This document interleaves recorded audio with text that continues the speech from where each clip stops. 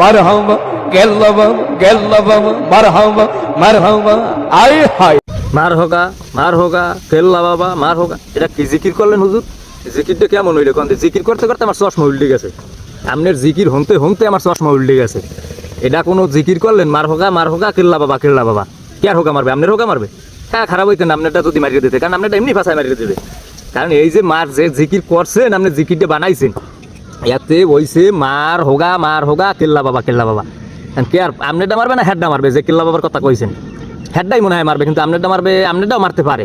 কারণ আপনি তো খালি মারতেই কইছেন জিকির করছেন হেরম যে আপনি খালি মারতেই কইছেন। কারণ আপনারটা মারবে না কেল্লাটা মারবে, সেটা তো আপনি কিছু কর নাই। সেইটা আপনার কইয়ে দেওয়া উচিত। তাহলে জিকিরটা যে করছেন, এই জিকিরের সরি এক্সকিউটে যেন আপনারটাই মারা ধরে। ভালো হয়তো পয়সা লাগে না, যদি ভালো না হন। তাই এই দেখছেন এইটা কি? এইটা দেখকালে এমন জায়গায় মারমু বিসি বুসি সব বাইরেই যাইবে, আডি উডি সব সুবরির আডি উডি সব বাইরেই যাইবে। ওই কলম দা লিখতে পারবেন না। এই দেখছেন এই হান্দায় যদি এরকম চাপ দিয়ে ওই কলম দিয়ে লিখতে পারবেন না।